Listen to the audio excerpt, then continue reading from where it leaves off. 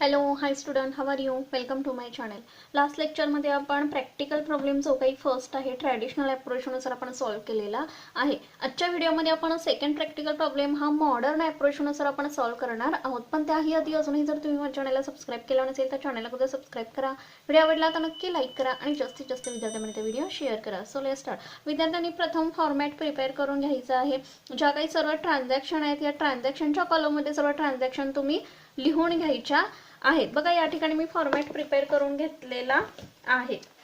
Practical problem second हा modern अप्रोचनुसार म्हणजे जो काही आपण प्रिव्हियस लेक्चरमध्ये मॉडर्न अप्रोचनुसार जे काही क्लासिफिकेशन ऑफ अकाउंट्स बघितलेले आहेत, मॉडर्न अप्रोचनुसार रूल्स बघितलेले आहेत, हे तुमच्या लक्षात असणं गरजेचं आहे. आणि हा व्हिडिओ पाहण्यासाठी वरील आय बटन क्लिक करून किंवा डिस्क्रिप्शनमध्ये मी त्याची लिंक दिलेली आहे त्या ठिकाणी जाऊन हा व्हिडिओ तुम्ही पाहू शकताय. बघा फॉर्मॅट आपण कशा पद्धतीने प्रिपेअर करणार आहोत. फर्स्ट कॉलम सिरियल नंबर, ट्रान्झॅक्शनसाठी एक कॉलम प्रिपेअर करायचा आहे. टू अस्पेक्ट्स और इफेक्ट्ससाठी एक कॉलम करायचा आहे. Accounts involved, classification of accounts या दोन्हीसाठी सेपरेटली कॉलम प्रिपेअर करून घ्यायचे आहेत.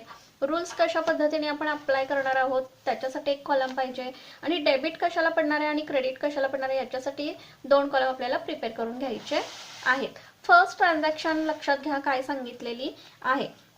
Mister Meghraj started business with cash ₹30,000. Mister Meghraj या व्यक्तीनं बिझनेस स्टार्ट करण्यासाठी ₹30,000 काय केलेले आहेत, आणलेले आहेत. कॅश कम झालेली आहे म्हणजे आपल्याला या ठिकाणी कॅपिटल म्हणून कॅश कम झालेली आहे. या ठिकाणी दोन अकाउंट्स आपले प्रिपेअर होतील. फर्स्ट कॅश अकाउंट आणि सेकंड कॅपिटल अकाउंट. आता कॅश अकाउंट ही काय आहे तर असेट आहे. आपल्याला क्लासिफिकेशन ऑफ अकाउंट्स म्हणजे याला थोडक्यात आपण कॅटेगरी देखील असं म्हणू शकतो. कॅटेगरीज की कोणत्या कॅटेगरीज मध्ये कॅश अकाउंट जाते आपण मॉडर्न अप्रोच बघतोय. ही पहिली गोष्ट तुमच्या लक्षात असणं गरजेचं आहे. कॅश ही काय आहे तर असेट आहे, असेट्स अकाउंट. कॅपिटल ही कॅपिटल अकाउंट मध्ये जाईल. टू इफेक्ट्स आपण कशा पद्धतीने देणार आहोत बघा. ट्रॅडिशनल अप्रोच नुसार कॅश बिझनेस मध्ये काय झालेली आहे, कम झालेली आहे. त्यामुळं कॅश कम्स इन. कोणी गिवन केलेली आहे तर प्रोप्रायटर इज गिवर.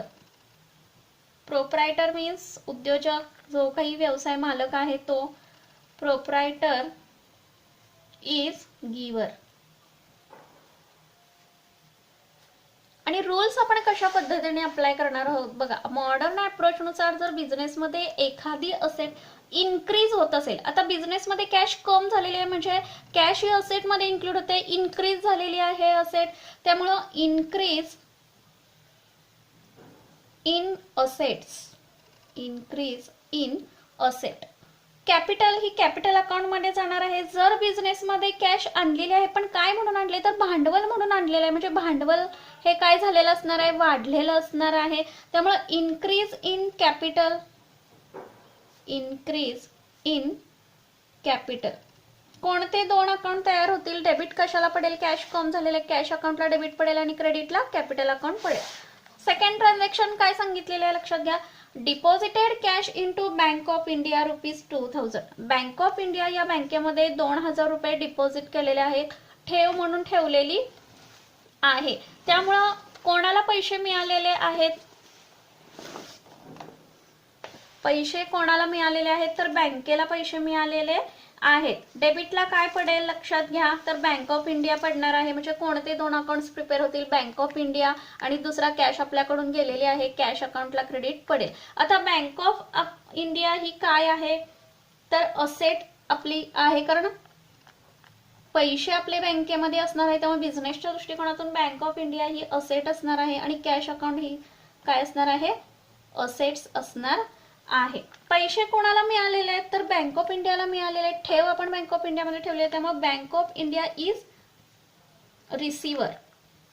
Bank of India is receiver. Cash आपल्याकडून गेलेली आहे म्हणजे कॅश गोज आउट झालेली आहे. आपल्याकडून कॅश गेले म्हणजे डिक्रीज झालेली असणार आहे, लक्षात घ्या.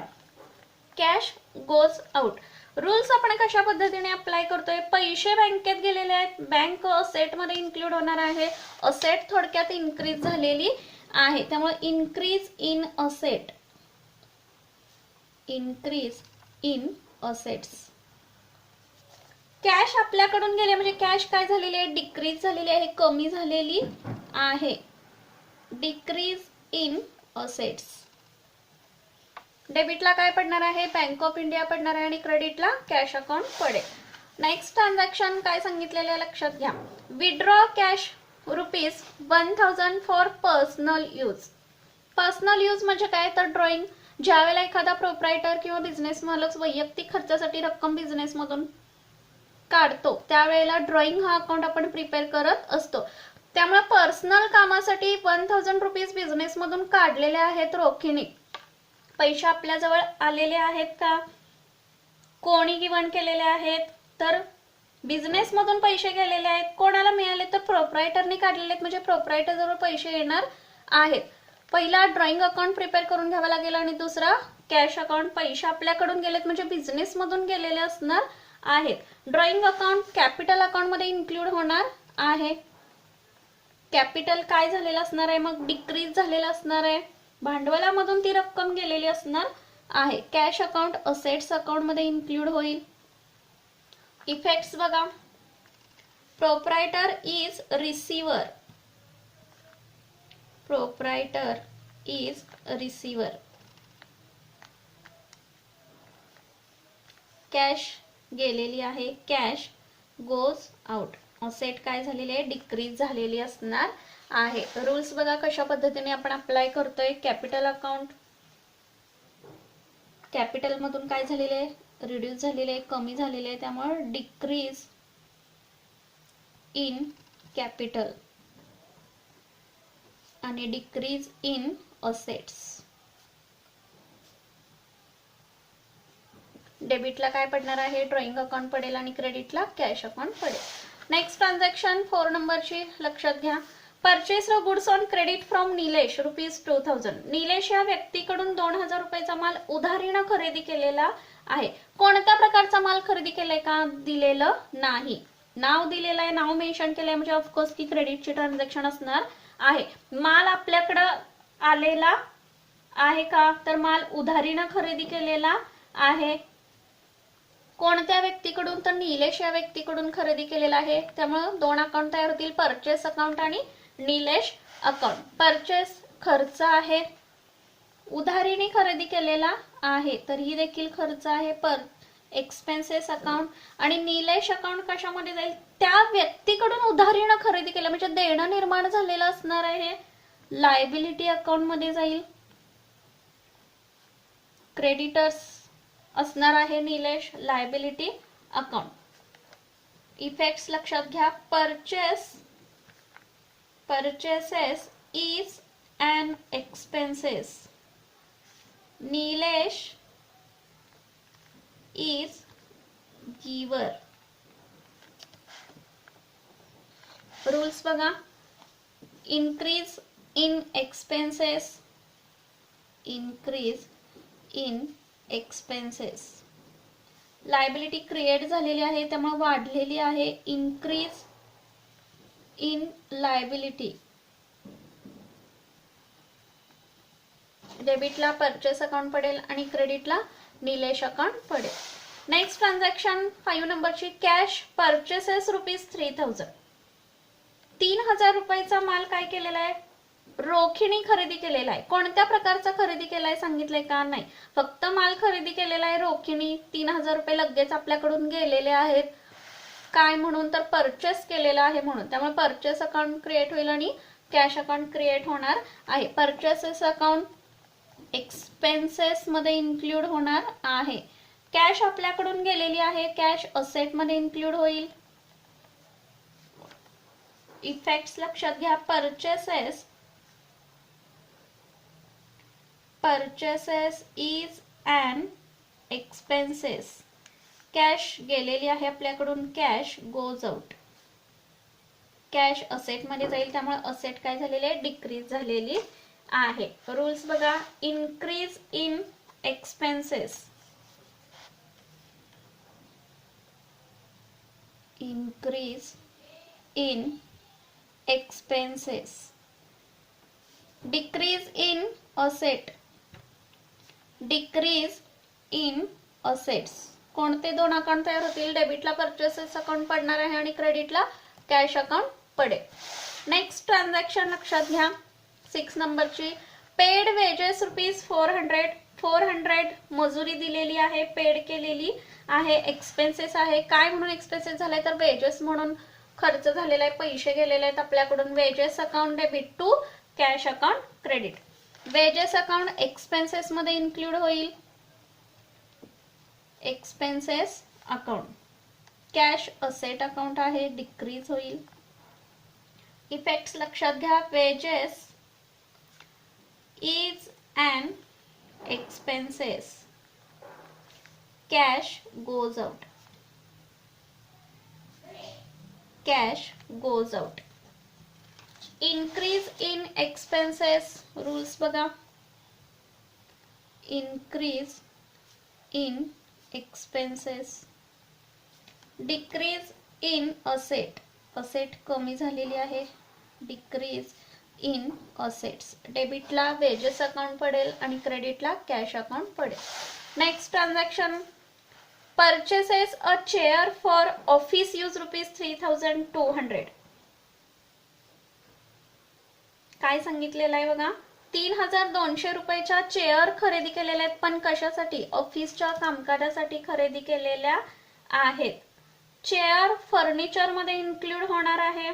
फर्निचर आहे एक प्रकारचं असेट आहे, त्यामुळं furniture account debit to cash account. आता या ठिकाणी तुम्ही चेअर अकाउंट लिहिलं तरी चालू शकतं, पण चेअर ही एक फर्निचर मध्ये इन्क्लूड होते, फर्निचर हे असेट मध्ये इन्क्लूड होते, त्यामुळं furniture account debit to cash account असं लिहिलं तरी चालेल, किंवा चेअर अकाउंट असं लिहिलं तरी तुम्ही चालू शकतं.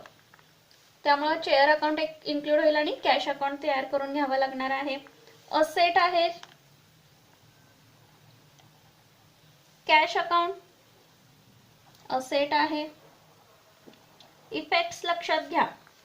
Chair is an assets, is an asset. Cash गेलेली आहे, कॅश गोज आउट. आता या ठिकाणी तुम्हाला काय खरेदी केलेलं आहे ते सांगितलेलं आहे, त्यामुळे आपण नाव मेन्शन केलेलं आहे. अदरवाईज जर काय खरेदी केलेलं आहे हे दिलं नसेल तर आपण फक्त परचेस अकाउंट लिहित असतो, ही गोष्ट प्रथम लक्षात घ्यायची आहे. नेक्स्ट, रूल्स कशा पद्धतीने अप्लाय करणार आहोत लक्षात घ्या आपण. Increase in asset, increase in assets. Decrease in asset, पैसे गेलेले आहेत आपल्याकडून, डिक्रीज इन असेट्स. डेबिटला फर्निचर अकाउंट किंवा शेअर्स अकाउंट लिहिलं तरी तुम्ही चालू शकतं, आणि क्रेडिटला कॅश अकाउंट पडेल. नेक्स्ट ट्रान्झॅक्शन 8 नंबरची लक्षात घ्या. Sold goods to Mohan worth ₹1200. मोहनला माल विकलेला आहे ₹1200. कोणाला माल विकलाय ते नाव मेन्शन या ठिकाणी केलेलं आहे, त्यामुळं मोहनकडे माल जाणार आहे. कोणत्या प्रकारचा माल विकलाय हे दिलंय का? नाही, पण माल कोणाला दिला जाणार आहे? मोहनला दिला जाणार आहे, त्यामुळे तो असेट मध्ये इन्क्लूड होईल. त्यामुळे मोहन अकाउंट एक प्रिपेअर करावं लागेल. माल विकलाय त्यामुळे दुसरा अकाउंट सेल्स अकाउंट क्रिएट होईल. माल कोणाला मिळालेला आहे तर मोहन या व्यक्तीला मिळालेला आहे, त्यामुळे Mohan is receiver. Sales is an income. माल विकलाय त्यामुळे बिझनेसला इन्कम होणार आहे. असेट अकाउंट मध्ये जाईल. लक्षात घ्या या ठिकाणी मोहन व्यक्तीचं नाव दिलंय, त्यामुळे तुम्ही ट्रॅडिशनल अप्रोच नुसार पर्सनल अकाउंट मध्ये तो इन्क्लूड कलर, पण या ठिकाणी आपण मॉडर्न अप्रोच बघतोय, ही गोष्ट लक्षात ठेवणं गरजेचं आहे. सेल्स अकाउंट इन्कम अकाउंट मध्ये जाईल. रूल्स बघा. Increase in asset, asset increase झालेली आहे, इन्क्रीज इन असेट्स. त्यानंतर इन्क्रीज इन इन्कम, इन्कम देखील सेल्स मधून मिळालेला आहे त्यामुळे वाढलेला आहे, इन्क्रीज इन इन्कम. डेबिटला मोहन्स अकाउंट पडेल आणि क्रेडिटला सेल्स अकाउंट पडेल. Next transaction, withdraw cash for office use ₹3000. ऑफिसच्या कामासाठी ₹3000 काढलेले आहेत, बँकेतून पैसे काढलेले असणार आहेत, त्यामुळे पैसे आपल्या जवळ आलेले आहेत, कॅश कम झालेली असणार आहे, त्यामुळे पहिला अकाउंट कॅश अकाउंट होईल. बँकेमधून पैसे काढलेत पण बँकेचं नाव या ठिकाणी मेन्शन केलंय का? नाही, त्यामुळे क्रेडिटला काय पडेल? बँक अकाउंट पडणार आहे. कॅश असेट आहे, असेट अकाउंट. बँक जरी या ठिकाणी नाव मेन्शन केलेलं असलं किंवा मेन्शन केलेलं नसलं तरी बँक अकाउंट मॉडर्न अप्रोच नुसार असेट मध्ये इन्क्लूड होणार आहे. रूल्स कशा पद्धतीने येतील बघा. increase in assets, decrease in assets. डेबिटला कॅश अकाउंट पडणार आहे आणि क्रेडिटला बँक अकाउंट पडेल. नेक्स्ट ट्रान्झॅक्शन लक्षात घ्या काय सांगितलेली आहे. Sold old furniture ₹9,000. Sold old furniture ₹9,000. Furniture विकलेलं आहे कोणतं? तर जुनं फर्निचर विकलेलं आहे, पैसे मिळणार आहेत. बघा या ठिकाणी आपले 2 इफेक्ट्स द्यायचे राहिलेले आहेत. पैसे काढलेले आहेत म्हणजे पैसे कम झालेले आहेत, त्यामुळे कॅश कम्स इन. कोणी पैसे दिलेले आहेत? तर बँकेकडून पैसे आपल्याकडे आलेत म्हणजे bank is giver. Bank is giver.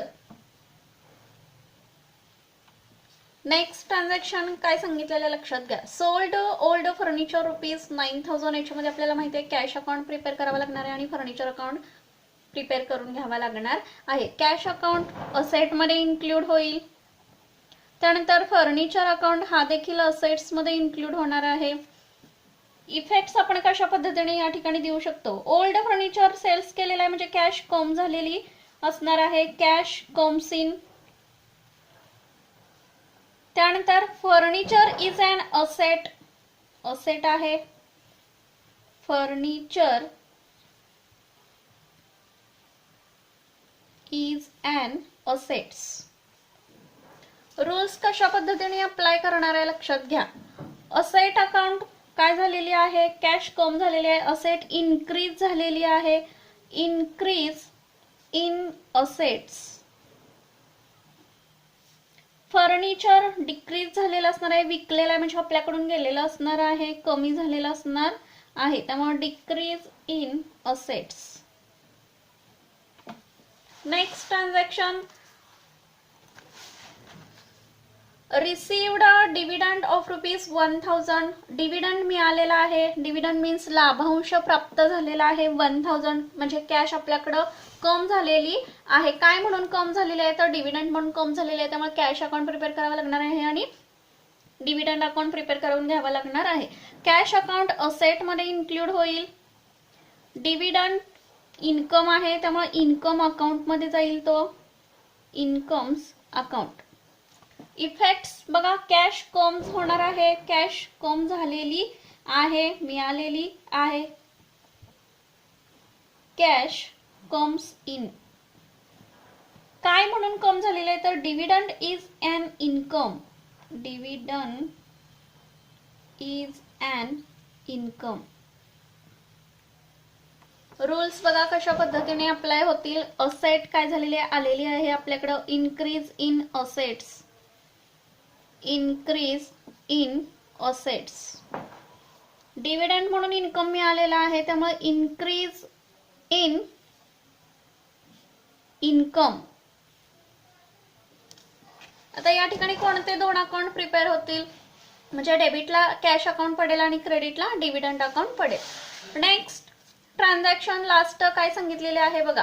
Paid for printing bill book ₹200. Printing bill बुकचं पेड केलेलं आहे किती? ₹200 म्हणजे पैसे आपल्याकडून गेलेले आहेत. कशासाठी? तर प्रिंटिंगसाठी पैसे गेलेले आहेत, त्यामुळे डेबिटला काय पडणार आहे? प्रिंटिंग एक्सपेन्सेस आहे. प्रिंटिंग अकाउंट ओपन करावं लागेल आणि कॅश अकाउंट पैसे आपल्याकडे कडून गेलेले आहेत. प्रिंटिंग एक्सपेन्सेस मध्ये जाईल, expenses account. Cash asset decrease होणार आहे, असेट्स अकाउंट. इफेक्ट्स लक्षात घ्या कशा पद्धतीने होतील. Printing bill is an expenses. काय आहे, एक्सपेन्सेस आहे, पेड केलेला आहे. जर रिसीव झाला असता तर इन्कम मध्ये इन्क्लूड होईल तो. एक्सपेन्सेस आहे, पैसे आपल्याकडून गेलेले आहेत. Cash goes out. रूल्स कशा पद्धतीने अप्लाय करणार आहोत बघा. एक्सपेन्सेस झालेला आहे त्यामुळे इन्क्रीज इन एक्सपेन्सेस, डिक्रीज झालेले कॅश आपल्याकडून गेलेले आहे म्हणजे असेट्स इन डिक्रीज्ड किंवा डिक्रीज इन असेट्स. डेबिटला प्रिंटिंग अकाउंट पडेल आणि क्रेडिटला कॅश अकाउंट पडेल. आय होप की सर्व क्वेश्चन तुमच्या लक्षात आलेला असावा. व्हिडिओ आवडला तर नक्की लाईक करा आणि जास्तीत जास्त विद्यार्थ्यांपर्यंत व्हिडिओ शेअर करा. थँक्यू. Take care.